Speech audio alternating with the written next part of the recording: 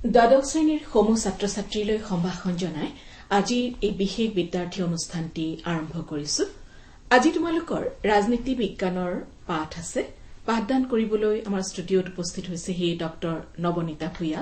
তেখেত গুৱাহাটীৰ SB দেউৰা মহাবিদ্যালয়ৰ ৰাজনীতি বিজ্ঞান বিভাগৰ অধ্যাপিকা। নমস্কাৰ ডক্টৰ ভূঞা। তোমালোক সাজু হৈছা নিশ্চয় পাঠ শুনিবলৈ। আজি এদলীয় প্ৰাধান্যৰ যুগ, এৰা অফ ওৱান পাৰ্টি ডমিনেন্স, এই শীৰ্ষক পাঠৰ আলোচনা কৰিবলৈ লোৱা হৈছে। তোমালোকে পাঠটি মনোযোগেৰে শুনা হওক। নমস্কাৰ ছাত্ৰ ছাত্ৰী বন্ধু বান্ধৱীসকল। আগৰ ক্লাছত মই তোমালোকক ৰাজনীতি বিজ্ঞানৰ ক শাখাৰ প্ৰথম অধ্যায়ৰ বিষয়ে আমি অধ্যয়ন কৰিছিলো বা অলপমান আলোচনা কৰিছিলো। আজি খ শাখা বা বি গ্ৰুপ, বি গ্ৰুপৰ যিটো প্ৰথম অধ্যায়, সেই প্ৰথম অধ্যায় আমি অলপ আলোচনা কৰিম। আৰু সেই প্ৰথম অধ্যায়ৰ নামটো হৈছে তোমালোকৰ একদলীয় প্ৰাধান্যৰ যুগ বা ইংলিছ মিডিয়ামত এৰা অফ ওৱান পাৰ্টি ডমিনেন্স। তোমালোকে প্ৰথমে পাৰ্টি মানে ইয়াত ৰাজনৈতিক দলৰ কথা বুজোৱা হৈছে। সেইকাৰণে প্ৰথমে তোমালোকে অলপ কৈ দিওঁ ৰাজনৈতিক দল মানে কি। ৰাজনৈতিক দল মানে হৈছে যেতিয়া একেই আদৰ্শৰে উদ্বুদ্ধ হৈ পেলাই কিছুমান মানুহ একেলগে লগ লাগি পেলাই এটা নিৰ্দিষ্ট সংগঠন গঢ়ি তোলে। আৰু যি সংগঠনৰ তোমালোকে মনত ৰাখিবা মুখ্য উদ্দেশ্য হৈছে কি ৰাজনৈতিক ক্ষমতা দখল কৰা, তাকেই আমি কি বুলি কওঁ, ৰাজনৈতিক দল বুলি কওঁ। সেইকাৰণে প্ৰথমে ৰাজনৈতিক দল জানি লোৱা, তাৰপিছত একদলীয় ব্যৱস্থা সম্পৰ্কে অলপ কৈ দিম। তোমালোকে মনত ৰাখিবা যে ভাৰতবৰ্ষই স্বাধীনতা কেতিয়া লাভ কৰিছিল? 1947। ভাৰতবৰ্ষই যেতিয়া স্বাধীনতা লাভ কৰিছিল তেতিয়া কিন্তু ভাৰতবৰ্ষই নানা ধৰণৰ সমস্যাৰ সন্মুখীন হৈছিল। প্ৰথম অৱস্থাত ভাৰতবৰ্ষই স্বাধীনতা লাভ কৰিছিল পাৰ্টিশ্যনৰ জৰিয়তে, দেশ বিভাজনৰ জৰিয়তে। সেইকাৰণে কি হৈছিল, দেশ বিভাজনৰ জৰিয়তে তেওঁলোকে স্বাধীনতা লাভ কৰাৰ কাৰণে বিভিন্ন ধৰণৰ শৰণাৰ্থীৰ সমস্যা সন্মুখীন হৈছিল তেওঁলোকে। ইয়াৰ লগতে ভাৰতবৰ্ষৰ দাৰিদ্ৰতাৰ সমস্যা, জাত পাতৰ সমস্যা, নতুনকৈ নগৰীকৰণ ব্যৱস্থা চলি আছিল, ইয়াৰ সমস্যা, বিভিন্ন ৰাজনৈতিক ক্ষেত্ৰত আমি পিছ পৰি থকা, আমাৰ ৰাজনৈতিক সচেতনতা কম, ইয়াৰো সমস্যা, অশিক্ষিত মানুহৰ সংখ্যা বেছি, এই সমস্যা, বিভিন্ন ধৰণৰ সমস্যাৰে জৰ্জৰিত আছিল ভাৰতবৰ্ষ যেতিয়া ভাৰতবৰ্ষই স্বাধীনতা লাভ কৰিছিল।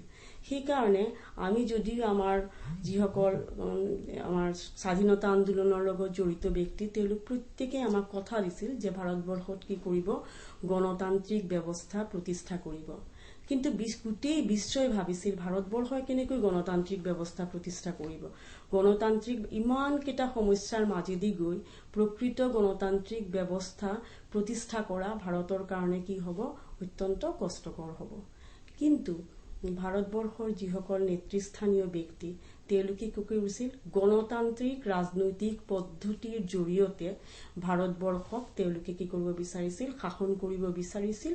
আৰু সেইমতে তেওঁলোকে কি কৰিছিল, পৰ্যায়ক্ৰমে নিজৰ কাম আৰম্ভ কৰিছিল।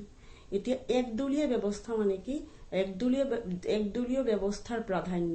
তাৰমানে আমি ইয়াত অধ্যয়ন কৰিম যে এটা মাত্ৰ ৰাজনৈতিক দলে ভাৰতবৰ্ষই স্বাধীনতা লাভ কৰাৰ পিছত কেইবা বছৰ মানুহ কি কৰিছিল, প্ৰাধান্য বিস্তাৰ কৰি আছিল। আৰু সেই ৰাজনৈতিক দলটো হৈছে ভাৰতীয় জাতীয় কংগ্ৰেছ। তোমালোকে আগতে মনত ৰাখিবা যে প্ৰথমে আমি স্বাধীনতা লাভ কৰিলো, আমি বিভিন্ন ধৰণৰ সমস্যাৰ সন্মুখীন হলো।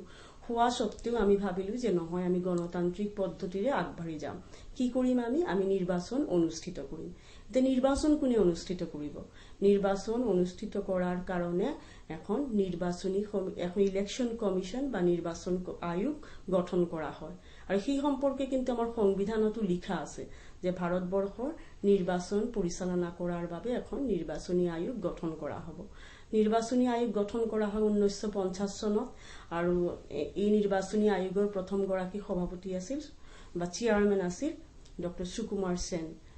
আৰু সেই নিৰ্বাচনী আয়োগৰ সন্মুখত প্ৰথম যি দুটা সমস্যাৰ সৃষ্টি হৈছিল, সেই সমস্যা দুটা আছিল। প্ৰথম হৈছে কি, ভোটাৰ লিষ্ট প্ৰস্তুত কৰিব লাগিব, ভোটাৰ তালিকা প্ৰস্তুত কৰিব লাগিব। আৰু দ্বিতীয়তে কনষ্টিটিউৱেঞ্চি মানে যিবিলাক নিৰ্বাচনী এলেকা, সেই নিৰ্বাচনী এলেকাখিনি নিৰ্ধাৰণ কৰিব লাগিব। যি কি নহওক তেওঁলোকে ভালদৰে এইখিনি কাম কৰিব পাৰিলে। কৰাৰ পিছত 1952 আমাৰ প্ৰথম ইলেকশ্যন বা নিৰ্বাচন অনুষ্ঠিত হয়। সেই নিৰ্বাচনত ভাৰতীয় জাতীয় কংগ্ৰেছে একক সংখ্যাগৰিষ্ঠতা লাভ কৰিছিল। কেৱল কেন্দ্ৰত নহয়, ৰাজ্যবিলাকতো ভাৰতীয় জাতীয় কংগ্ৰেছে কি কৰিছিল, সকলো ৰাজ্যতে সংখ্যাগৰিষ্ঠতা লাভ কৰিছিল। এখন দুখন ৰাজ্যত বেলেগ ৰাজনৈতিক দলে সংখ্যা অলপ অধিক ভোট পাইছিল, কিন্তু তেওঁলোকে চৰকাৰ গঠন কৰিব কতো পৰা নাই। প্ৰথম নিৰ্বাচনৰ পিছত কংগ্ৰেছ দলে কেন্দ্ৰতে কোৱা ৰাজ্যতে কোৱা তেওঁলোকে কি কৰিছিল, চৰকাৰ গঠন কৰিছিল আৰু যথেষ্ট পৰিমাণে সিট পাইছিল। মই তোমাক কিমান সিট পাইছিল মই এইটো লিখি কৈ দিছিলো বা পিছত কৈ দিম। বহুত পাইছিল। তো টোটেল সিট আছিল আমাৰ লোকসভাৰ 489, তাৰ ভিতৰত 346 তেওঁলোকে পাইছিল। বহুত কেইখন সিট তেওঁলোকে পাইছিল কংগ্ৰেছ দলে। কিন্তু ইয়াতে তোমালোকে এটা কথা নাভাবিবা যে তাত অন্য দল নাছিল। তেতিয়াও কিন্তু ভাৰতবৰ্ষত প্ৰথম নিৰ্বাচনতো কিন্তু ভাৰতবৰ্ষত বহুদলীয় ব্যৱস্থা আছিল আৰু কেইখনমান ৰাজনৈতিক দলেও তাত সেই নিৰ্বাচনত ভালকে অংশগ্ৰহণ কৰিছিল। আৰু সেইকেইটা ৰাজনৈতিক দলৰ নামত তোমালোকক কেইটামান উল্লেখ কৰিছো। CPI আছিল, তাৰপিছত তোমাৰ ভাৰতীয় জনসংঘ আছিল, তাৰপিছত ছচিয়েলিষ্ট পাৰ্টি আছিল। সেইবিলাক দল আছিল। সেই দলবিলাকেও কি কৰিছিল, সেই নিৰ্বাচনত অংশগ্ৰহণ কৰিছিল। কিন্তু যিখিনি ভোট তেওঁলোকে লাভ কৰিছিল কংগ্ৰেছৰ তুলনাত সেইখিনি যথেষ্ট নগণ্য। সেইকাৰণে সেই প্ৰথম সাধাৰণ নিৰ্বাচনতে ভাৰতবৰ্ষত কি হৈছিল, কংগ্ৰেছৰ প্ৰাধান্য গঢ়ি উঠিছিল। তাৰপিছত ভাৰতবৰ্ষত প্ৰথম নিৰ্বাচন শেষ হ'ল 1952। তাৰ পৰৱৰ্তী দুটা নিৰ্বাচনতো কিন্তু কংগ্ৰেছৰ প্ৰাধান্য আমাৰ চকুত পৰিছিল। সেই বাকী দুটা নিৰ্বাচন তোমালোকৰ অনুষ্ঠিত হৈছিল ছেকেণ্ড ইলেকশ্যনটো হৈছিল 1957। তাতো তেওঁলোকে কংগ্ৰেছে 3/4 মেজৰিটি পাইছিল। তাৰ পিছতটো 1962 তাতেও কিন্তু কংগ্ৰেছে কেন্দ্ৰত কি লাভ কৰিছিল, চূড়ান্ত সংখ্যাগৰিষ্ঠতা লাভ কৰিছিল। সেইকাৰণে কি বুলি কোৱা হয়, এই অন্ততপক্ষে এই যে 3বাৰ নিৰ্বাচন অনুষ্ঠিত হল, সেই সময়ছোৱাত যি কংগ্ৰেছৰ প্ৰাধান্য আমি দেখিবলৈ পাইছিলো, সেই প্ৰাধান্যৰ ওপৰত ভিত্তি কৰি পেলাই আমি কি বুলি কৈছো, একদলীয় প্ৰাধান্যৰ যুগ। একদলীয় মানে এটা ৰাজনৈতিক দলে প্ৰাধান্য বিস্তাৰ কৰিছে, অন্য ৰাজনৈতিক দল আছে কিন্তু প্ৰতিদ্বন্দ্বিতাত তেওঁলোকে যথেষ্ট ভূমিকা গ্ৰহণ কৰিব পৰা নাই। কিন্তু এটা কথা মনত ৰাখিবা, সেই ৰাজনৈতিক দলৰ সদস্যসকল কিন্তু যথেষ্ট কি আছিল, তেওঁলোকো যথেষ্ট জ্ঞানী, গুণী আৰু অভিজ্ঞ আছিল। আৰু সেইকাৰণে কংগ্ৰেছেও তেওঁলোকক কি কৰা নাছিল, তেওঁলোকক অৱজ্ঞা কৰা নাছিল। এতিয়া ভাৰতৰ যিটো একদলীয় ব্যৱস্থা বা একদলীয় ব্যৱস্থাৰ প্ৰাধান্য, তাৰ এটা কেইটামান প্ৰকৃতি আছে, নেচাৰ আছে। সেই নেচাৰ কেইটা কি, যে অন্যান্য দেশত আমি কি দেখিবলৈ পাওঁ, যে কোনো দেশত যেনেকা ধৰা তোমালোকে উদাহৰণ ল'ব পাৰা চীন দেশৰ, তাত কি কৰিছে, সংবিধানত লিখি দিছে স্পষ্টকৈ যে আমাৰ ইয়াত একদলীয় ব্যৱস্থা থাকিব।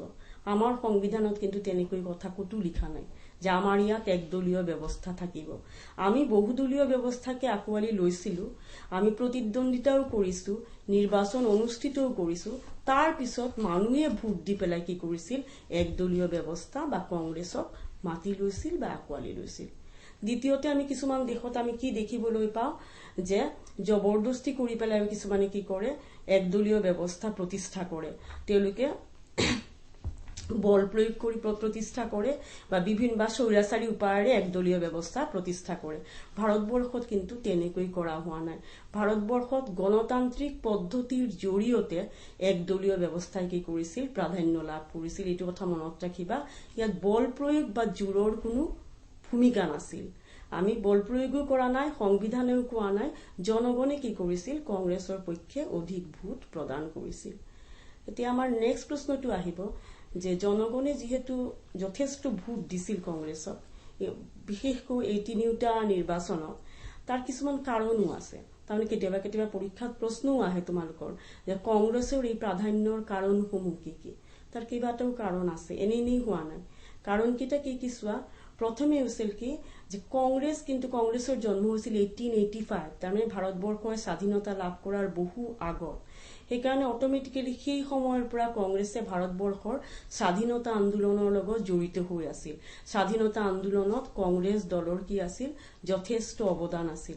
সেই অৱদানখিনি থকাৰ কাৰণে আমি যেতিয়া স্বাধীনতা লাভ কৰিলো, আমাৰ মনত বা ভাৰতবাসীৰ মনত কংগ্ৰেছৰ বাহিৰে অন্য বিকল্পৰ কোনো চিন্তাও অহা নাছিল। সেইটো এটা প্ৰধান কাৰণ। কিন্তু কংগ্ৰেছে অন্ততপক্ষে 3বাৰ যে তেওঁলোকে নিৰ্বাচনত জিকিলে, তাৰ এটা প্ৰধান কাৰণ।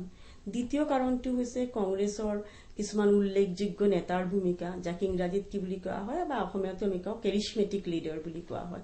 কেইজনমান লিডাৰ মানে তেওঁলোক সকলো ফালৰ পৰা নেতা হোৱাৰ যোগ্য। আৰু যেনেকৈ আমি উদাহৰণ ক'ব পাৰোঁ, মহাত্মা গান্ধী আছিল, জৱাহৰলাল নেহেৰু আছিল, চৰ্দাৰ বল্লভ ভাই পেটেল আছিল, মিছেছ গান্ধী আছিলে।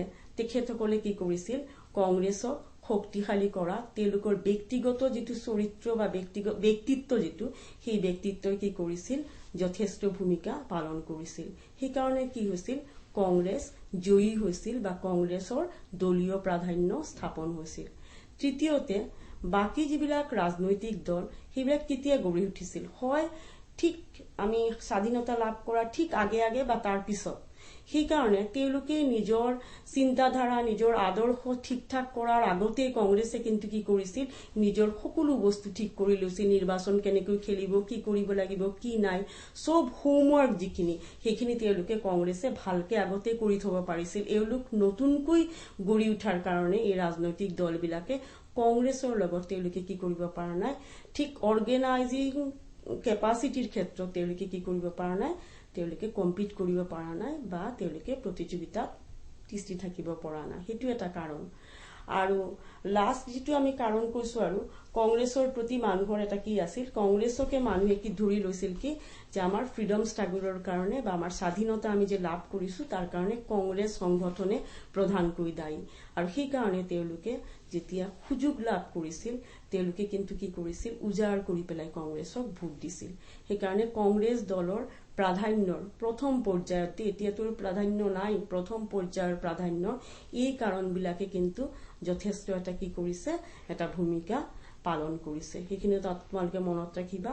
এতিয়া এটা কথা হৈছে কি, সেই সময়ত এটা শব্দ ব্যৱহাৰ হৈছিল, এইটো কি, কংগ্ৰেছ ব্যৱস্থা। কংগ্ৰেছ ব্যৱস্থা মানে কি, কংগ্ৰেছ এনেকৈ এটা ৰাজনৈতিক দল আছিল যাক আমি ৰামধেনুৰ লগত তুলনা কৰিব পাৰোঁ, ৰেইনবো। তাৰ মানে কি, তাত বিভিন্ন আদৰ্শ, বিভিন্ন চিন্তাধাৰা, বিভিন্ন গোষ্ঠী, বিভিন্ন জাতি, বিভিন্ন অৰ্থনৈতিক দিশত দুৰ্বল সবল সকলো শ্ৰেণীৰ মানুহৰ এটা সংমিশ্ৰণ আছিল তাত। কিয়নো যেতিয়া ভাৰতবৰ্ষৰ স্বাধীনতা লাভ কৰা নাছিল, তেতিয়াতো বহুকেইটা ৰাজনৈতিক দল নাছিল। CPI আছিল, কিন্তু CPIৰ লগত সকলোৰে আদৰ্শ নিমিলে। সেইকাৰণে সকলো কি বুলি কম আৰু, বিভিন্ন শ্ৰেণীৰ মানুহে কি কৰিছিল, কংগ্ৰেছতে সোমাই পেলাই তেওঁলোকে নিজৰ নিজৰ চিন্তাধাৰা বা আদৰ্শখিনিক বাস্তৱায়িত কৰাৰ চেষ্টা কৰিছিল। সেইকাৰণে আমি কংগ্ৰেছক কি বুলি ক'ব পাৰোঁ, ৰামধেনুৰ লগত তুলনা কৰিব পাৰোঁ। আৰু কংগ্ৰেছে কি কৰিছিল, একমোডেট কৰিব পাৰিছিল বিভিন্ন স্বাৰ্থ জড়িত গোট, বিভিন্ন চিন্তাধাৰাৰ লগত জড়িত গোট, বিভিন্ন আদৰ্শত বিশ্বাসী গোট, বিভিন্ন শ্ৰেণীৰ মানুহ সকলোকে তেওঁলোকে লৈ পেলাই ভালকে চলিব পাৰিছিল। আৰু তেওঁলোকে কি কৰিছিল, কংগ্ৰেছ পাৰ্টিয়ে তেতিয়া বিভিন্ন ধৰণৰ গোট বা ফেকশন যিবিলাক আছিল কংগ্ৰেছৰ ভিতৰত, তেওঁলোকৰো যিখিনি চিন্তাধাৰা, মনোভাৱ, সেইখিনিক কিন্তু তেওঁলোকে গুৰুত্ব সহকাৰে লৈছিল। সেইকাৰণে সেই সময়ত বিৰোধী দলে যিমানখিনি কংগ্ৰেছক সমালোচনা কৰিছিল, তাত কংগ্ৰেছৰ ভিতৰ চৰাত বেছিকে কংগ্ৰেছক সমালোচনা কৰা হৈছিল। আৰু কংগ্ৰেছে সেইমতে নিজকে ৰেক্টিফাই কৰিছিল বা নিজকে পৰিৱৰ্তন কৰিছিল। আৰু সেইকাৰণে সেই ব্যৱস্থাটোকে কি বুলি ক'ব পাৰোঁ, এইটো এটা কংগ্ৰেছী ব্যৱস্থা বুলি যেতিয়া কোৱা হৈছিল। সেই সময়ত আচলতে কংগ্ৰেছে কি ভূমিকা পালন কৰিছিল, কংগ্ৰেছে নিজেই অপজিশ্যনৰ ভূমিকা পালন কৰিছিল, বিৰোধী দলৰ ভূমিকা পালন কৰিছিল। আৰু যিবিলাক বাকী ৰাজনৈতিক দল আছিল, তেওঁলোকে প্ৰেছাৰ গ্ৰুপৰ ভূমিকা পালন কৰিছিল। প্ৰেছাৰ গ্ৰুপ মানে তেওঁলোকৰতো ইমান শক্তি নাছিল, সেইকাৰণে যিমানখিনি শক্তি আছে সেইখিনি দি পেলাই কংগ্ৰেছৰ নিয়ম নীতিক তেওঁলোকে প্ৰভাৱান্বিত কৰাৰ তেওঁলোকে যথেষ্ট পৰিমাণে চেষ্টা কৰিছিল। কিন্তু এইটো কথা মনত ৰাখিবা যে কংগ্ৰেছৰ যিটো সেই সময়ৰ একমোডেটিং পলিচি আছিল, সকলোকে লৈ চলাৰ যিটো এটা চিন্তা ভাৱনা আছিল, সেই চিন্তা ভাৱনায়ো কিন্তু কংগ্ৰেছক জীয়াই ৰখাৰ ক্ষেত্ৰত বহুতো সহায় কৰিছিল। কিয়নো মানুহে যদিও কংগ্ৰেছৰ লগত কিছুমান মানুহৰ পাৰ্থক্য হৈছিল, তথাপি তেওঁলোকে চিন্তা কৰিছিল যে আমি কংগ্ৰেছৰ পৰা ওলাই নাযাওঁ, কাৰণ কংগ্ৰেছৰ পৰা ওলাই গ'লে আমাৰ ৰাজনৈতিক ভৱিষ্যত নাই। আমি লাগিলে কংগ্ৰেছৰ ভিতৰত থাকি পেলাই আমি আমাৰ কি কৰিব লাগিব, ৰাজনৈতিক উদ্দেশ্য সিদ্ধি কৰিব লাগিব। আৰু সেইকাৰণে একফালে হৈছে কংগ্ৰেছৰ নেতাসকলৰ উদাৰ নীতি, সকলোকে লৈ চলাৰ নীতি, আৰু আনফালে বিকল্পৰ অভাৱ। এই দুটা কাৰণতো কি হৈছিল, সেই সময়ত কংগ্ৰেছৰ শক্তিশালী হোৱাৰ ক্ষেত্ৰত আমি দেখিবলৈ পাইছো কি যথেষ্ট অৰিহণা আমি দেখিবলৈ পাইছিলো। ইয়াত মই আৰু এটা কথা ক'ব বিচাৰিছো যে বহুতে ভাবিছিল যে ভাৰতবৰ্ষত যিটো নিৰ্বাচন অনুষ্ঠিত হৈছিল সেই নিৰ্বাচন সঠিকভাৱে অনুষ্ঠিত নহব, কিন্তু আচৰিত কথা আমাৰ প্ৰথম নিৰ্বাচনতে কি হৈছিল বহু সংখ্যক মানুহে কিন্তু অংশগ্ৰহণ কৰিছিল। আৰু এইটো এটা আচৰিত আমাৰ ভাৰতবৰ্ষৰ কাৰণে যে বহুতো ৰাষ্ট্ৰই যেতিয়া সাহস কৰিব পৰা নাছিল যে কি দিব প্ৰাপ্তবয়স্ক ভোটাধিকাৰৰ অধিকাৰ দিব মানুহক, তাৰমানে 18 বছৰ বা 21 বছৰ বয়স হোৱাৰ লগে লগে তুমি যদি ভাৰতীয় নাগৰিক হোৱা তুমি ভোট দিব পাৰিবা, তোমাৰ অন্য কোনো কোৱালিফিকেশনৰ দৰকাৰ নাই। সেনেকৈ ভোটাধিকাৰ কিন্তু পৃথিৱীৰ অন্যান্য দেশেও দিয়াৰ ক্ষেত্ৰত অলপমান চিন্তা কৰিছিল, কিন্তু আমাৰ ভাৰতবৰ্ষত ইমান অশিক্ষিত মানুহ নজনা মানুহ তথাপি কিন্তু আমাৰ সংবিধানে প্ৰথমবাৰে কি কৰিছিল ইউনিভাৰ্সেল এডাল্ট ফ্ৰেঞ্চাইজ বা যিটো প্ৰাপ্তবয়স্ক ভোটাধিকাৰ সেই অধিকাৰখিনি মানুহক দিছিল। আৰু মানুহে খুব ভালকে এই অধিকাৰখিনি কাৰ্যকৰী কৰি পেলাই তেওঁলোকে কিন্তু প্ৰথম নিৰ্বাচনত অংশগ্ৰহণ কৰিছিল। তাত কোনো ধৰণৰ বল প্ৰয়োগ হোৱা নাছিল, সিস্টেমেটিক ভাৱে ভালকে নিৰ্বাচন অনুষ্ঠিত হৈছিল, ভ্ৰষ্টাচাৰ হোৱা নাছিল। আৰু মানুহে কি কৰিছিল প্ৰথম নিৰ্বাচন কিছু কিছু ক্ষেত্ৰত উৎসৱৰ দৰে তেওঁলোকে কি কৰিছিল উৎসৱ পালনৰ নিচিনাকে তেওঁলোকে এনজয় কৰিছিল, কাৰণ তেওঁলোকে ভাবিছিল যে স্বাধীন ৰাষ্ট্ৰৰ নাগৰিক হিচাপে আমি আমাৰ ভোটাধিকাৰ সাব্যস্ত কৰি পেলাই আমি আমাৰ চৰকাৰ গঠন কৰিছো। সেইকাৰণে এইটো এটা ভাৰতবৰ্ষৰ আমি গৌৰৱ বুলিও ক'ব পাৰো যে ভাৰতবৰ্ষই বিশ্বক প্ৰমাণ কৰি দিছিল যে আমাৰ ভাৰতবৰ্ষত অশিক্ষিতৰ হাৰ বেছি হ'ব পাৰে। আমি তোমালোকে ভাবিব পাৰা যে আমি ৰাজনৈতিকভাৱে সচেতন নহয়, কিন্তু আমি দেখুৱাই দিলো যে আমি সঠিকভাৱে নিৰ্বাচন পাতি পেলাই আমি ভাৰতবৰ্ষক সঠিক গণতন্ত্ৰ বা প্ৰতিনিধিত্বমূলক গণতান্ত্ৰিক ব্যৱস্থাৰ প্ৰতি আমি কি কৰিছো আগুৱাই লৈ যাবলৈ আমি সক্ষম হৈছো। এইটো কথা মনত ৰাখিবা, অন্যই ভুলকে ভাবিছিল কিন্তু আমি কি কৰিছো আমি সঠিকভাৱে এইখিনি আমি প্ৰতিপন্ন কৰিছো যে আমি পাৰিছো। এতিয়া তোমালোকক মই কেইটামান বাকী দলো আছে, মই কৈছো না একদলীয় প্ৰাধান্য হলেও তেতিয়াও ভাৰতবৰ্ষত কি আছিল বহুদলীয় ব্যৱস্থা আছিল। তাৰ ভিতৰত কেইখনমান ৰাজনৈতিক দলৰ কথা মই তোমালোকক কৈছো, মই ইয়াতে কৈ আছো ৰবা, যেনেকা ধৰা এটা আছিল প্ৰথমে ছচিয়েলিষ্ট পাৰ্টি বা সমাজবাদী দল। সেই দলৰ জন্ম হৈছিল 1942। কিন্তু ইয়াত এটা কথা তোমালোকে মনত ৰাখিবা, এই দল কিন্তু আগতে কংগ্ৰেছৰ ভিতৰতে আছিল, কিন্তু তেওঁলোকে তেওঁলোকৰ নীতি নিয়মৰ লগত কংগ্ৰেছৰ লগত সম্পূৰ্ণৰূপে তেওঁলোকে খাপ খুৱাব পৰা নাছিল কাৰণে তেওঁলোকে 1942 তেওঁলোকে ওলাই আহিলে কংগ্ৰেছৰ পৰা, আহি পেলাই তেওঁলোকে নতুন এটা দল গঠন কৰিলে, সেইটো হৈছে ছচিয়েলিষ্ট পাৰ্টি। সেইকাৰণে মানুহে জানিছিল যে ছচিয়েলিষ্ট পাৰ্টি যিয়ে নহওক তাৰ গুৰিটো কিন্তু একেই সেই কংগ্ৰেছেই। তাৰপিছত চিপিআই হৈছে ভাৰতীয় সাম্যবাদী দল। চিপিআই কিন্তু বহুত আগতে মানে গঠন হৈছিল তোমাৰ কি বুলি কয় 1925ত চিপিআই দল গঠন কৰা হৈছিল, ভাৰতবৰ্ষত নহয়, সেইটো বিদেশত। আৰু চিপিআইৰ লগত কংগ্ৰেছৰ আদৰ্শৰ অলপ অমিল আছে। কংগ্ৰেছৰ আদৰ্শক আমি দক্ষিণপন্থী আদৰ্শ বুলি ক'ব পাৰিম, আৰু চিপিআইৰ আদৰ্শ হৈছে বাওঁপন্থী আদৰ্শ। ইয়াৰ মাজত পাৰ্থক্য কি? দক্ষিণপন্থী দলবিলাকে ভাবে যে যেনেকৈ ব্যৱস্থা চলি আছে তেনেকৈ থাকক, তাৰমানে আমি সাংবিধানিক পদ্ধতি অনুসৰণ কৰি পেলাই আমি আমাৰ দেশখন পৰিচালনা কৰিম।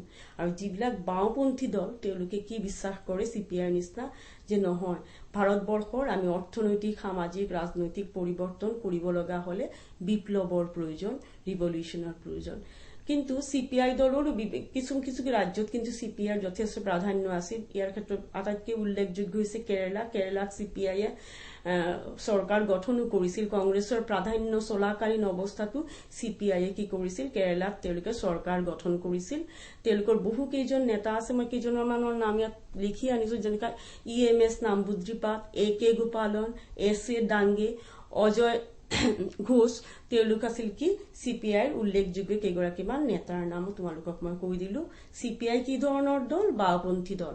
আৰু কংগ্ৰেছ কি ধৰণৰ? কংগ্ৰেছ হৈছে দক্ষিণপন্থী দল। আৰু আগৰটো মই কি কৈছিলো ছচিয়েলিষ্ট পাৰ্টি কি বিচাৰিছিল?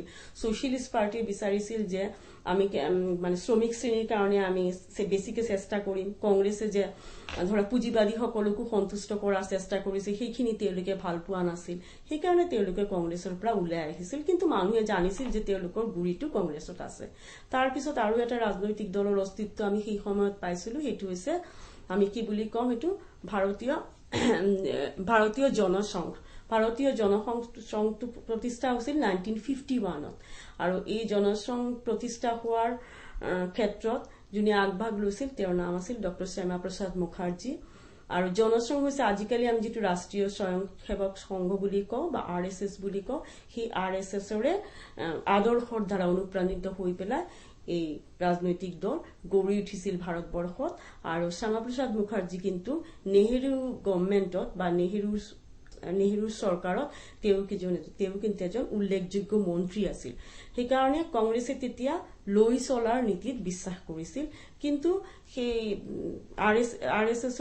RSSৰ নীতিৰ ওপৰত ভিত্তি কৰি গঢ়ি উঠা এই জনসংঘৰ প্ৰভাৱো কিন্তু তেতিয়া কংগ্ৰেছৰ তুলনাত যথেষ্ট কম আছিল। তাৰপিছত সেই সময়ত আৰু এটা পাৰ্টিৰ আমি উল্লেখ পাওঁ, সেইটো হৈছে স্বতন্ত্ৰ পাৰ্টি। এইটো 1951 গঠন কৰা হৈছিল। সেইটো আগতে কংগ্ৰেছৰ লগতে আছিল। কংগ্ৰেছৰ কিছুমান নীতিৰ লগত তেওঁলোকৰ অমিল হোৱাৰ কাৰণে তেওঁলোকে কংগ্ৰেছৰ পৰা ওলাই আহিলে।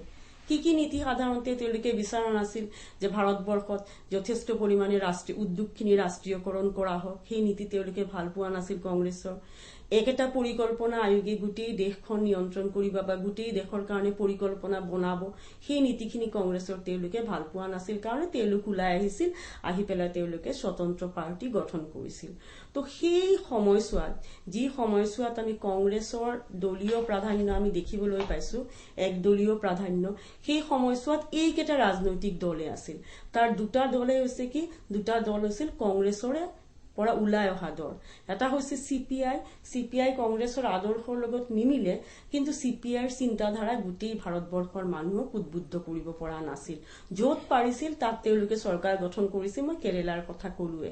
আৰু ভাৰতীয় জনসংঘেও কিন্তু তেনেকৈ মানুহৰ ওপৰত তেতিয়া প্ৰভাৱ বিস্তাৰ কৰিব পৰা নাছিল। সেকুলাৰ আদৰ্শ যিটো আমাৰ তথাকথিত বা ধৰ্মনিৰপেক্ষ আদৰ্শ, সেই আদৰ্শৰ দ্বাৰাই মানুহ বেছিকৈ কি হৈছিল, উদ্বুদ্ধ হৈছিল। কাৰণ জনসংঘে কি বিচাৰিছিল, তেওঁলোকে বিচাৰিছিল যে পাৰ্টিশনটো ভাৰতবৰ্ষৰ পৰা উঠাই ল'ব লাগে, ভাৰত আৰু পাকিস্তানক আৰু এখন ৰাষ্ট্ৰ হিচাপে গঢ়ি তুলিব লাগে, ইংৰাজীৰ সলনি হিন্দী ভাষাৰ প্ৰচলন কৰিব লাগে, ভাৰতীয় সংস্কৃতিক ৰিভাইভ কৰিব লাগে, সেইখিনি তেওঁলোকৰ আদৰ্শ বা চিন্তাধাৰা আছিল। সেইকাৰণে সেইখিনি থকাৰ কাৰণে তেওঁলোক আছিল, কিন্তু এটা কথা, এইখিনি কথা একদম সঁচা যে তেওঁলোকৰ মানুহৰ ওপৰত যিমান প্ৰভাৱে নাথাকক কিয়, প্ৰতিটো ৰাজনৈতিক দলৰ প্ৰতিগৰাকী লিডাৰ বা ব্যক্তি কিন্তু যথেষ্ট আদৰ্শবাদী আছিল। তেওঁলোকে ভাৰতৰ মংগলৰ কাৰণে চিন্তা কৰিছিল, তেওঁলোকে ভাৰতবৰ্ষৰ নিয়ম নীতিৰ কনষ্ট্ৰাকটিভ সমালোচনা কৰিছিল, ভালকে সমালোচনা কৰিছিল। আৰু কংগ্ৰেছ দলেও কিন্তু তেওঁলোকৰ সেই সমালোচনাখিনিক যথেষ্ট মৰ্যাদা দিছিল। সেইকাৰণে সেইখিনি মোটামুটি মই চমুকৈ ক'ব গ'লে ভাৰতীয় ৰাজনীতিত একদলীয় ব্যৱস্থাৰ প্ৰাধান্য।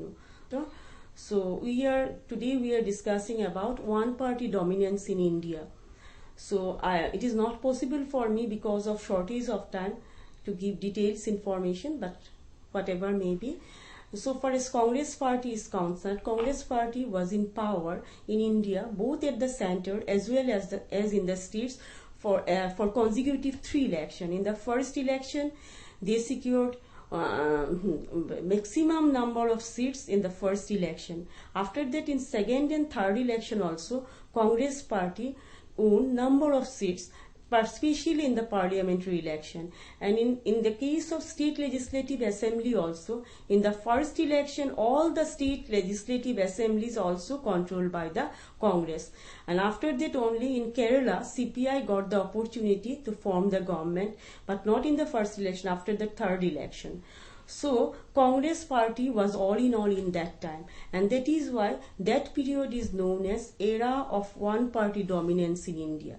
But what type of dominance? They are not dominated the Indian political scenario. Congress was not dominated the Indian political scenario by using the force.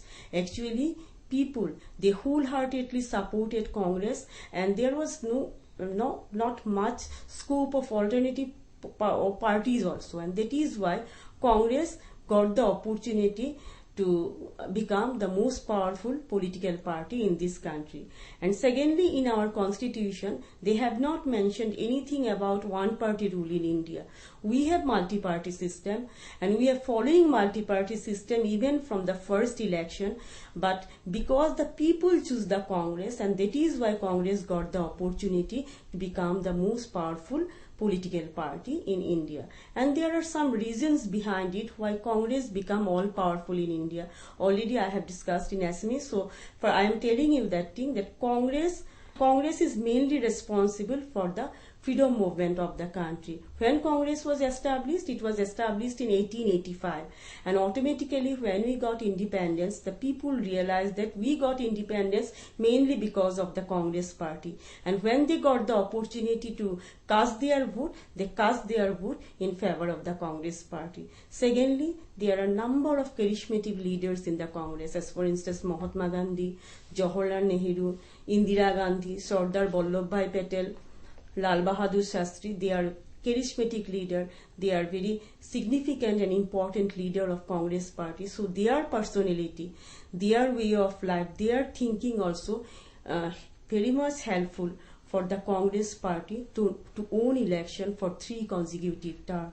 So we remember that thing also. And thirdly, other political parties which were contest in election in first, second or third election, they are lagging behind from the Congress so far as organizational capacity is concerned, and that is why competition was at that time uneven or unequal.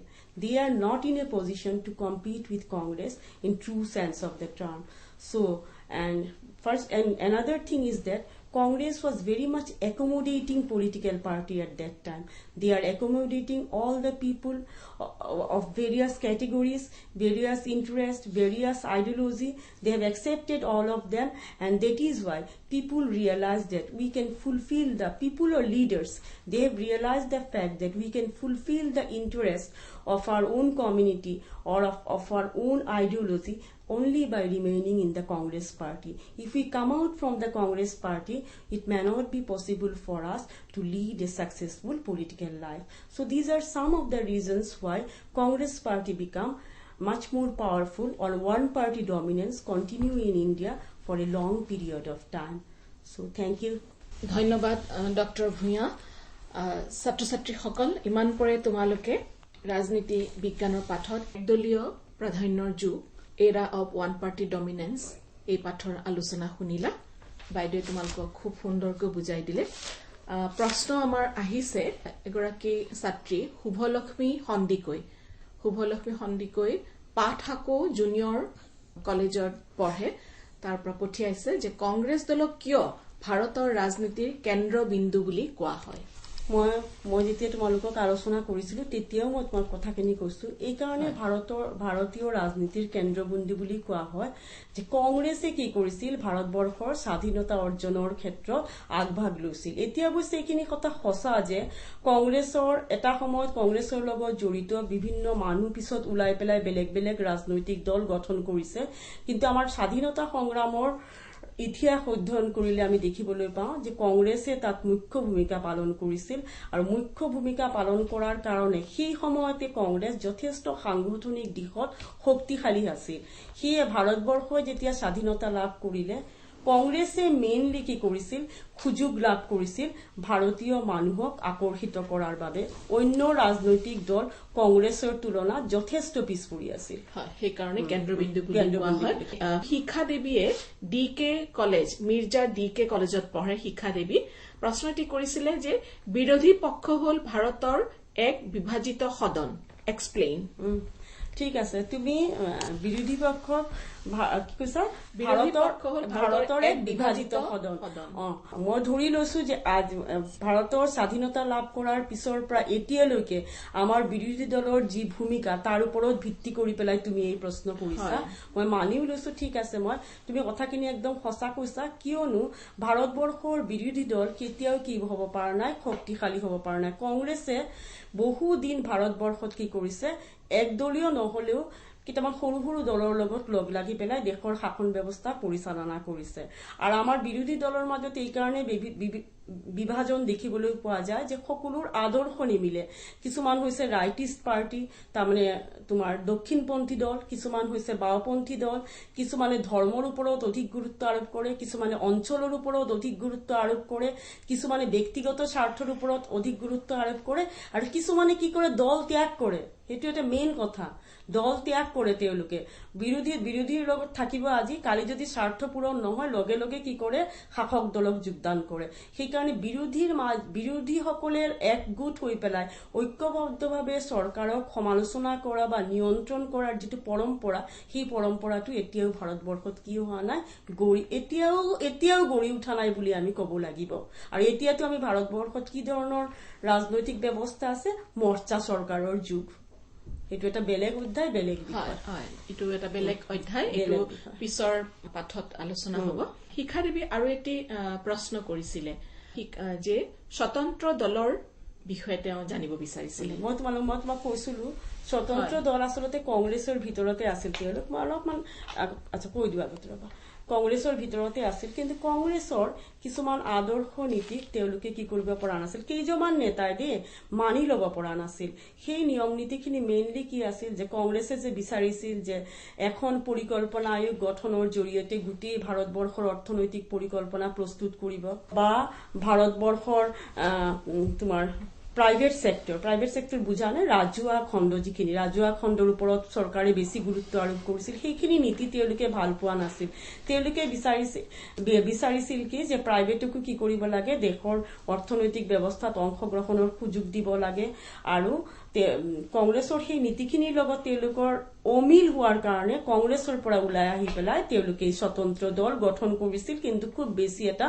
দিন তেওঁলোকে টিকি থাকিব পৰা হয় আমি phone কল এটি লৈ লৈছো হেল্ল' হয় তোমাৰ নামটো কোৱা ক'ৰ পৰা কৰিছা হয় মোৰ নাম মিছা বেগম মই চিকাজাৰ জুনিয়ৰ কলেজৰ পৰা কৈছো হয় ৰিচা তোমাৰ মানে প্ৰশ্নটো কৰা হয় ইতিহাসৰ বৃহত্তম জুৱা বুলিলে কি বুজায় ইতিহাসৰ কি ইতিহাসৰ বৃহত্তম জুৱা খেল বুলিলে কি বুজায় ইতিহাসৰ বৃহত্তম জুৱা খেল বুলিলে কি বুজা মানে ইয়াতে এটা উদ্ধৃতি আছে এজন ভাৰতীয় সম্পাদকে কৈছিল যে ইতিহাসৰ ডাঙৰ জুৱা খেল মই তোমালোকক এটা কথা কৈছিলো মই যেতিয়া তোমাক পঢ়াই আছিলো মই তেতিয়া কৈছিলো যে ভাৰতবৰ্ষৰে নহয় মানে চিন্তাবিদসকল নহয় বিদেশী চিন্তাবিদসকলেও কি কৈছিল যে ভাৰতবৰ্ষ ইমান বেছি সমস্যাৰ লগত জড়িত তাৰমানে ভাৰতবৰ্ষ যেতিয়া স্বাধীনতা লাভ কৰিছিল অৰ্থনৈতিক সমস্যা ৰাজনৈতিক সমস্যা সাম্প্ৰদায়িক সমস্যা জাতিভেদৰ সমস্যা নগৰীকৰণৰ সমস্যা অশিক্ষাৰ সমস্যা নিবনুৱাৰ সমস্যা বিভিন্ন ধৰণৰ সমস্যাৰ জড়িত আছিল আৰু ভাৰতীয় মানুহ কি নাছিল যথেষ্ট পৰিমাণে ৰাজনৈতিকভাৱে সচেতন নাছিল তেনে অৱস্থাত ভাৰতবৰ্ষক কি কৰা হৈছিল গণতান্ত্ৰিক পদ্ধতিৰে নিৰ্বাচন পাতি পেলাই কিমানখিনি সাফল্য লাভ কৰিব পৰা যাব সেই লৈ পেলাই এটা চিন্তাৰ উদ্ৰেক হৈছিল বা সন্দেহৰ উদ্ৰেক হৈছিল সেই পৰিপ্ৰেক্ষিততে এই উদ্ধৃতি হয়নে নহয় মোৰ সন্দেহ আছে চাই ল'বা তুমি আমি শিখাদেৱী স্বতন্ত্ৰ দলৰ বিষয়ে আপুনি ক'লে তাৰ পিছত শিখাদেৱীয়ে আৰু এটি প্ৰশ্ন কৰিছিলে যে সাম্যবাদী দল আৰু স্বতন্ত্ৰ দলৰ তুলনা সাম্যবাদী দল মই তোমালোকক আগতে কৈছো স্বতন্ত্ৰ তেওঁলোকে কি বিচাৰিছে চোৱা তোমালোকক এটাই কৈছো সম্পূৰ্ণ অপোজিট বুলিয়ে তুমি ক'ব পাৰা সাম্যবাদী দল আৰু স্বতন্ত্ৰ দল এই কাৰণে কৈছো যে সাম্যবাদী দলে কি বিচাৰে ৰাষ্ট্ৰীয়কৰণ বিচাৰে সাম্যবাদী দলে কি বিচাৰে ৰাষ্ট্ৰক অৰ্থনৈতিক ক্ষমতা দিব বিচাৰে সাম্যবাদী দলে কি বিচাৰে ভূমি অধিগ্ৰহণ কৰি পেলাই যাৰ ভূমি নাই তাক ভূমি দিয়াৰ পক্ষপাতী আনহাতে স্বতন্ত্ৰ দলে কি বিচাৰে স্বতন্ত্ৰ দলে তেনেকৈ নিবিচাৰে তেওঁলোক কেন্দ্ৰীয় পৰিকল্পনাৰ পক্ষপাতী নহয় তেওঁলোকে ৰাষ্ট্ৰীয়কৰণ নীতিকো সিমান বেছি এটা মানি ল'ব নোখোজে তেওঁলোকে চৰকাৰে যে সিলিং লগাইছিল ভূমিৰ ক্ষেত্ৰত এই সিলিং আইনৰো বিৰোধিতা কৰিছিল তাৰমানে তেওঁলোকে বিচাৰিছিল কি যে ব্যক্তিৰ উন্নতি হোক আৰু এওঁলোকে বিচাৰিছে সমষ্টিৰ উন্নতি হোক সমাজৰ উন্নতি হোক হয় তাৰমানে দুইটা দলৰে অলপমান আদৰ্শগত পাৰ্থক্য আছে সম্পূৰ্ণ বিপৰীত হয় আমি আৰু এটা প্ৰশ্ন পাইছিলো যে শুভলক্ষ্মী সন্দিকৈয়ে কৰিছিলে যে কেতিয়া আৰু কোনে ভাৰতীয় জাতীয় কংগ্ৰেছ প্ৰতিষ্ঠা কৰিছিল তাইও জানে তাই জানিব 1885 ডক্টৰ প্ৰতিষ্ঠা কৰিছিল কোনে এলেন অক্টোভিয়ান হিউম হয় অক্টোভিয়ান হিউমে কৰিছিল তোমালোকৰ পাঠ্যপুথিত আছে পাবাই কাৰণ এইটো সম্ভৱ 8-9 তুমি অকমান ভালকে চাই লবা দেই আৰু এটা প্ৰশ্ন আমি পাইছো আধিপত্যশীল দলীয় ব্যৱস্থা কি আধিপত্যশীল দলীয় ব্যৱস্থা কি এই ব্যৱস্থাৰ এটা উদাহৰণ আধিপত্যশীল দলীয় ব্যৱস্থা এইটো এইটোৱে কলো হয় কংগ্ৰেছৰ যিটো আধিপত্য বিস্তাৰ কৰিছিল সেইটো এনেই ধৰা এনেই যদি তুমি কোনো দলৰ কথা কোৱা নাই একদলীয় কোৱা নাই দ্বিদলীয় কোৱা নাই তাৰ মানে কি হেজিমনি যিটো আধিপত্যশীল দলীয় ব্যৱস্থা মানে যিকোনো এটা দলৰ আধিপত্য এটা দলৰ প্ৰাধান্য এটা দলৰ প্ৰভাৱ বিস্তাৰ য'ত অধিক হয় তাক ক'ব পাৰো কিন্তু যদি তুমি কোৱা একদলীয় আধিপত্য তেতিয়া মই চাইনাৰ কমিউনিষ্ট পাৰ্টিৰ উদাহৰণ দিব পাৰো আৰু ভাৰতবৰ্ষৰ ক্ষেত্ৰত একদলীয় প্ৰাধান্যৰ এটা সময়ত এই যুগটো আছিল এতিয়া সেই যুগ নাই আৰু যিটো সময়ত আছিল তেতিয়াও কিন্তু ভাৰতবৰ্ষত বহুদলীয় ব্যৱস্থা আছিল কিন্তু এটা দলক আমি জনগণে আকোৱালি লৈছো হোৱাটছএপ যোগে আৰু এটি প্ৰশ্ন পঠিয়াইছে এই প্ৰশ্নটি পঠিয়াইছে যে 1920 চনৰ পৰা 1950 চনৰ ভিতৰত ভাৰতত সাম্যবাদী দলৰ কাৰ্যকলাপৰ বিষয়ে আলোচনা কৰা কোনে পঠিয়াইছে শ্ৰুতি ডেকাই পঠিয়াইছে এই প্ৰশ্নটিও কিন্তু এই চ্যাপ্টাৰৰ লগত কোনো ৰিলেশন নাই হয় একদমই ৰিলেশন নাই তথাপি মই অলপমান কৈছো যে ভাৰতবৰ্ষৰ প্ৰথম কথা হৈছে সাম্যবাদী দল গঠন কৰা হৈছিল ভাৰতবৰ্ষত নহয় বিদেশত গঠন কৰা হৈছিল আৰু সাম্যবাদী দলে কিন্তু কি কৰিছিল ভাৰতবৰ্ষই স্বাধীনতা লাভ কৰাৰ কাৰণে তেওঁলোকে যিমান বেছি গুৰুত্ব দিছিল তাতকে বেছি গুৰুত্ব দিছিল তেওঁলোকে ভাৰতবৰ্ষত সাম্যবাদ প্ৰতিষ্ঠা কৰাৰ বাবে সেইকাৰণে কিছু কিছু ক্ষেত্ৰত আমি সাম্যবাদী দলক ব্ৰিটিছৰ লগত কেতিয়াবা এৰা ধৰা কৰা বা ব্ৰিটিছৰ লগত যুগসাজ কৰি পেলাই কিছুমান কাম কৰা আমাৰ চকুত পৰিছিল বা পৰিলক্ষিত হৈছিল আৰু কংগ্ৰেছৰ স্বাধীনতা আন্দোলনৰ যিখিনি নীতি সেই নীতিখিনিকে তেওঁলোকে সম্পূৰ্ণৰূপে মানি লোৱা নাছিল তেওঁলোকৰ মূল উদ্দেশ্য হৈছিল যে ভাৰতবৰ্ষত কি প্ৰতিষ্ঠা কৰা হোক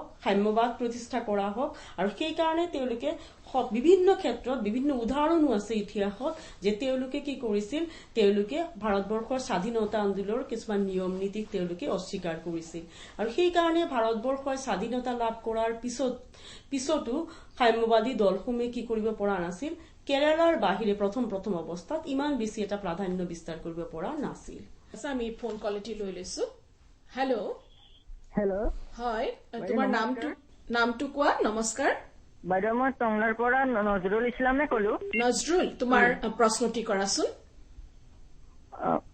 বাইদেউ মই প্ৰশ্নটো আছিলে হয় বাওঁপন্থী দল বুলিলে কি বুজা আচ্ছা বাওঁপন্থী দল বুলিলে কি বুজা তাৰমানে তুমি মনত ৰাখিবা যে ভাৰতবৰ্ষৰ ৰাজনৈতিক দলসমূহ প্ৰধানকৈ আমি দুটা ভাগত ভাগ কৰো এটা হৈছে বাওঁপন্থী আৰু এটা হৈছে দক্ষিণপন্থী বুজি পাইছা তাৰমানে কি বাওঁপন্থী দল মানে এনে ধৰণৰ ৰাজনৈতিক দলক আমি বাওঁপন্থী দল বুলি ক'ব খুজু বা ক'ব পাৰো যি দলবিলাকে কি বিচাৰে এক্সিস্টিং মানে বৰ্তমানে আমাৰ দেশত যি চলি থকা ব্যৱস্থা সেই ব্যৱস্থাৰ তেওঁলোকে বিৰোধিতা কৰে অৰ্থনৈতিক ব্যৱস্থাই হওক ৰাজনৈতিক ব্যৱস্থাই হওক সেই ব্যৱস্থাৰ তেওঁলোকে বিৰোধিতা কৰে আৰু সাংবিধানিক পদ্ধতিৰে দেশৰ সামাজিক অৰ্থনৈতিক পৰিৱৰ্তন তেওঁলোকে কৰিব নিবিচাৰে তাৰ বিপৰীতে তেওঁলোকে বিপ্লৱৰ জৰিয়তে কেতিয়াবা বল প্ৰয়োগৰ জৰিয়তেও তেওঁলোকে কি কৰিব বিচাৰে দেশৰ পৰিৱৰ্তন আনিব খোজে আৰু লগতে তেওঁলোকে কি কৰে তেওঁলোকে মেইনলি শ্ৰমিক আৰু খেতিয়ক শ্ৰেণী বা যাক আমি ইংৰাজীত এটা শব্দ কয় প্ৰলিটাৰিয়েট বা সৰ্বহাৰা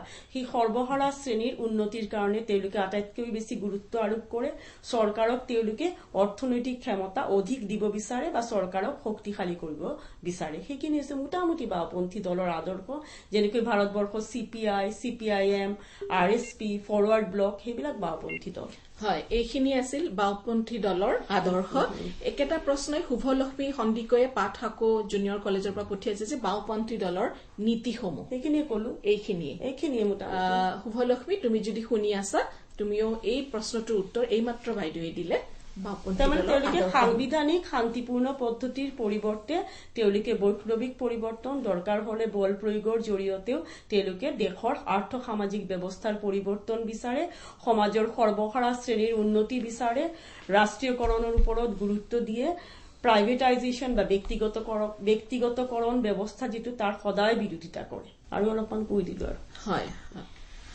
আৰু এটা প্ৰশ্ন যে ভাৰতৰ ৰাজনৈতিক মঞ্চত কংগ্ৰেছে 3টা দশক ধৰি আধিপত্য বিস্তাৰ কৰি থকাৰ মূলতে থকা তিনিটা কাৰণ লিখা কৈছো মই তোমালোকক তথাপি মই কৈ আছো ফাৰ্ষ্ট দেখা বিচাৰিছে বিবৰুৱা কলেজৰ পৰা পঠিয়াইছে কোনো কথা নাই ফাৰ্ষ্ট হৈছে কি বা প্ৰথমে কৈছিলো যে কংগ্ৰেছে কি কৰিছিল ভাৰতবৰ্ষৰ স্বাধীনতা আন্দোলনৰ সময়ত যথেষ্ট আটাইতকৈ উল্লেখযোগ্য ভূমিকা পালন কৰিছিল আৰু কংগ্ৰেছ বুলিলে তেতিয়া আজিকালি সকলো ৰাজনৈতিক দলৰ সদস্যসকলে সেই সময়ত কংগ্ৰেছতে আছিল আৰু সেই কাৰণে তেওঁলোকে যি বিশেষ ভূমিকা পালন কৰিছিল সেই বিশেষ ভূমিকাৰ কথা মানুহে কেতিয়াও পাহৰি যোৱা নাছিল সেইকাৰণে আমি প্ৰথমে যেতিয়া ভাৰতবৰ্ষৰ মানুহে সুবিধা লাভ কৰিছিল ভোটাধিকাৰৰ সুবিধা তেতিয়া তেওঁলোকে কি কৰিছিল যথেষ্ট পৰিমাণে ভোট দি পেলাই কংগ্ৰেছক তেওঁলোকে বিজয়ী কৰিছিল দ্বিতীয় কাৰণটো মই তোমালোকক কৈছিলো তেতিয়াও যে ভাৰতবৰ্ষ কংগ্ৰেছৰ কিছুমান কি আছিল কেৰিছমেটিক লিডাৰ বা কিছুমান বিখ্যাত নেতা আছিল তেওঁলোক এগৰাকী ব্যক্তি নহয় তেওঁলোক এগৰাকী প্ৰতিষ্ঠান আছিল যেনেকৈ মই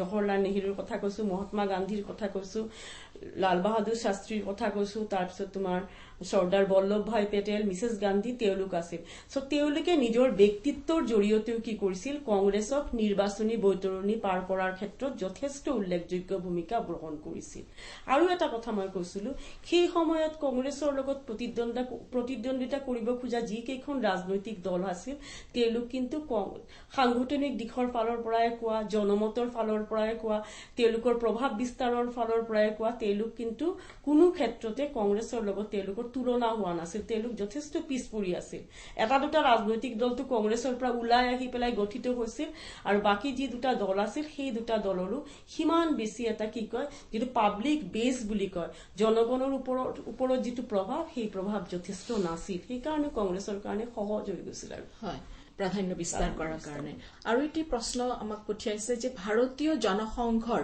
আদৰ্শ আৰু নীতি আলোচনা কৰা তোমালোকে পিছত চাকে ৰাজনৈতিক দল সম্পৰ্কে ডিটেইলছত তোমালোকে পঢ়িবা তথাপি মই এই চ্যাপ্টাৰৰ কাৰণে অলপ কৈ দিছো আৰু যে ভাৰতীয় জনসংঘৰ মূল নীতি হৈছে কি এক দেশ এক ৰাষ্ট্ৰ এক সংস্কৃতি বুজি পাইছে হেতু আছিল তেওঁলোকে ভাৰতবৰ্ষ সমগ্ৰ ভাৰতবৰ্ষতে তেওঁলোকে একেই ধৰণৰ সংস্কৃতি একেই ভাষা একেই ৰাষ্ট্ৰীয় চিন্তাধাৰাৰ দ্বাৰা উদ্বুদ্ধ কৰাৰ চেষ্টা কৰিছিল আৰু সেই কাৰণে তেওঁলোকে কি বিচাৰিছিল যে ভাৰতবৰ্ষত ইংৰাজী ভাষাৰ পৰিৱৰ্তে তেওঁলোকে হিন্দী ভাষাৰ প্ৰচলনৰ ওপৰত গুৰুত্ব আৰোপ কৰিছিল আৰু তেওঁলোকে এটা অখণ্ড ভাৰতৰ সপোন এটা দেখিছিল অখণ্ড ভাৰত মানে কি ভাৰতবৰ্ষ বিভাজিত হৈ গৈছিল ভাৰত আৰু পাকিস্তান এই দুটা দেশ হিচাপে তেওঁলোকে বিচাৰিছিল যে ভাৰত আৰু পাকিস্তান আকৌ মিলিত হৈ পেলাই তেওঁলোকৰ এটা অখণ্ড ভাৰত গঠন কৰাৰ তেওঁলোকৰ কি আছিল সদায় এটা তেওঁলোকৰ সপোন আছিল আৰু বাকি তেওঁলোকে কংগ্ৰেছৰ নিচিনা তেওঁলোকে পুঁজিবাদী গোট বা শ্ৰমিক শ্ৰেণী সকলোৰে কল্যাণৰ কাৰণে তেওঁলোকে চিন্তা কৰিছিল কিন্তু প্ৰধানকৈ তেওঁলোকে এক ভাৰতৰ সপোন দেখিছিল আৰু সেই ভাৰতৰ সকলো ফালৰ পৰা তাৰ মাজত এটা ইউনিটি থকাৰ ওপৰত একতা থকাৰ ওপৰত গুৰুত্ব আৰোপ কৰিছিল হয় এই প্ৰশ্নটো শ্ৰুতি ডেকা বিবৰুৱা কলেজৰ ছাত্ৰী শ্ৰুতি ডেকাই কৰিছিলে এগৰাকী ছাত্ৰ এৰছাদ আলী তেজপুৰৰ পৰা কৰিছে যে লোকসভাৰ সিট কেইখন এতিয়া 547 আগতে প্ৰথমতে বেলেগ আছিল এতিয়া 547 500 আছিল চাগে এতিয়া বাঢ়ি গৈছে এতিয়া বাঢ়ি আৰু এটা কথা মনত ৰাখিবা 545 ৰ কাৰণে ডাইৰেক্ট ইলেকশন হয় আৰু দুটা সিট এংলো ইণ্ডিয়ান কমিউনিটিৰ কাৰণে ৰিজাৰ্ভ হয় এই অধ্যায়টিৰ পৰা ছাত্ৰ ছাত্ৰীসকলৰ কেনেকুৱা ধৰণৰ প্ৰশ্ন আহে সেইটো মই আলোচনা কৰিবও লাগে সাধাৰণতে এই অধ্যায়ৰ পৰা প্ৰশ্ন আহে এই ছোৱালী এজনী প্ৰথম কথা হৈছে যে ভাৰতবৰ্ষৰ সেই এটা প্ৰশ্ন এনেকাও আহিব পাৰে যে ভাৰতবৰ্ষৰ স্বাধীনতা লাভ কৰাৰ পিছত কি ধৰণৰ সমস্যা বা প্ৰত্যাহ্বানৰ সন্মুখীন হৈছিল সেইটো আহিব পাৰে দ্বিতীয়তে আহিব পাৰে যে মই এটা কথা কৈ দিছিলো কংগ্ৰেছৰ যেটো একদলীয় শাসন ব্যৱস্থা এই অধ্যায়টিৰ পৰা ছাত্ৰ ছাত্ৰীসকলৰ কেনেকুৱা ধৰণৰ প্ৰশ্ন আহে সেইটো মই আলোচনা কৰিবও লাগে সাধাৰণতে এই অধ্যায়ৰ পৰা প্ৰশ্ন আহে এই ছোৱালী এজনী প্ৰথম কথা হৈছে যে ভাৰতবৰ্ষৰ সেই এটা প্ৰশ্ন এনেকাও আহিব পাৰে যে ভাৰতবৰ্ষৰ স্বাধীনতা লাভ কৰাৰ পিছত কি ধৰণৰ সমস্যা বা প্ৰত্যাহ্বানৰ সন্মুখীন হৈছিল সেইটো আহিব পাৰে দ্বিতীয়তে আহিব পাৰে যে মই এটা কথা কৈ দিছিলো কংগ্ৰেছৰ যেটো একদলীয় আৰু যেটো চৰিত্ৰ মই চৰিত্ৰৰ কথা কৈছিলো তিনটা পইণ্ট মই কৈ দিছিলো সেই চৰিত্ৰৰ বিষয়ে আহিব পাৰে তাৰ পিছত কংগ্ৰেছৰ প্ৰাধান্যৰ কাৰণসমূহ আহিব পাৰে সৰু সৰু ৰাজনৈতিক দলবিলাকৰ এটা বা দুটাকে আদৰ্শ আহিব পাৰে কি কি আদৰ্শ আছিল তেওঁলোকৰ বা সেই সময়ত ভাৰতবৰ্ষৰ যে গণতান্ত্ৰিক দিশত সাফল্য লাভ কৰিছিল তাৰ কাৰণো আহিব পাৰে এনেকুৱা ধৰণৰ প্ৰশ্ন আহিব পাৰে সৰু আৰু দীঘল কুৱেশ্যন এছে টাইপ শৰ্ট এছে টাইপ ইয়াত খুব কম আহে 5 মাৰ্ক উইদিন 5 মাৰ্ক তাতকে বেছি নহয় এটি প্ৰশ্ন পঠিয়াইছে যে কংগ্ৰেছ দল দক্ষিণপন্থী নে সোঁপন্থী প্ৰশ্নকৰ্তাৰ নাম আমি পোৱা নাই কংগ্ৰেছ দল দক্ষিণপন্থী ছাত্ৰ ছাত্ৰীসকলে প্ৰশ্নসমূহ নিজৰ নিজৰ কিছুমান মন্তব্য ইয়াত মন্তব্য দিবলৈ দিয়ে তেতিয়া প্ৰত্যেকে যেহেতু এইটো এটা ৰাজনৈতিক দল যেহেতু এটা ৰাজনীতি বিজ্ঞানক সদায় আমি কি বুলি কওঁ প্ৰগ্ৰেছিভ সায়েন্স বুলি কওঁ আমাৰ এইটো প্ৰতিনিয়ত নতুন নতুন বস্তু আমাৰ ইয়াত আহি আছে সেইকাৰণে মই সদায় ষ্টুডেণ্টক এটা পৰামৰ্শ দিওঁ যতে তোমালোকৰ নিজৰ মতামত দিয়াৰ স্কোপ থাকে তেনে প্ৰশ্ন উত্তৰত তোমালোকে নিজৰ মতামত দিবা কোনো আপত্তি নাই কিন্তু সদায় টিচাৰে কি কৰে ভালকে লয় ভাল পায় টিচাৰে নিজৰ মতামত দিলে যুক্তিসংগত মতামত গতিকে সেইকাৰণে ছাত্ৰ ছাত্ৰীসকলে বৰ্তমান সময়ৰ বা আগতো যিটো ৰাজনৈতিক প্ৰেক্ষাপট আছিল সেই সমূহৰ বিষয়ে পঢ়াটো বা বৰ্তমান সময়ক চাই থকাটো পঢ়ি থকাটো তেওঁলোকৰ বাবে বেছি দৰকাৰ আৰু তুলনাও কৰিব পাৰে অতীতত কি আছিল বৰ্তমানে কি আছে কিয় এই পৰিৱৰ্তন হৈ গ'ল আৰু এইবিলাক যদি পিছত গৈ পেলাই ভৱিষ্যতে অন্যান্য কম্পিটিটিভ পৰীক্ষা দিয়ে এইবিলাক চব লাগিব যিমান বেছি নিজৰ চিন্তা থাকিব সিমান বেছি ভাল হ'ব আৰু এটি প্ৰশ্ন পাইছো যে দ্বিজাতি তত্ত্ব সম্পৰ্কে চমুকৈ ব্যাখ্যা কৰা সেইটো মানে ভাৰতবৰ্ষই যেতিয়া স্বাধীনতা লাভ কৰিছিল তাৰ আগৰ পৰাই এই নীতিটো কাৰ্যকৰী এই নীতি সম্পৰ্কে আলোচনা চলি আছিল আৰু বহুতে কয় যে এই দ্বিজাতি তত্ত্বৰ জন্মদাতা হৈছে মোহাম্মদ আলী জিন্না বুলি কোৱা হয় দ্বিজাতি তত্ত্ব মানে কি হৈছে জাতিৰ ভিত্তিত ভাৰতবৰ্ষখনক ভাগ কৰি দিয়া তেওঁলোকে কৈছে যে তেওঁৰ মতে মুছলিম আৰু হিন্দু একেটা জাতি নহয় তেওঁলোক বেলেগ জাতিৰ সেইকাৰণে তেওঁলোকে একেখন দেশত থাকিব নোৱাৰিব তেওঁলোকৰ কাৰণে দুটা বেলেগ বেলেগ দেশৰ প্ৰয়োজন আৰু সেই জিন্নাৰ দ্বিজাতি তত্ত্বক ব্ৰিটিছে কি কৰিছিল আঁকোৱালি লৈছিল কাৰণ ব্ৰিটিছৰ উদ্দেশ্য আছিল ভাৰতবৰ্ষক দুৰ্বল কৰা আৰু সেই দ্বিজাতি তত্ত্বক অনুসৰণ কৰি পেলাই মুছলিমৰ কাৰণে এখন ৰাষ্ট্ৰ আৰু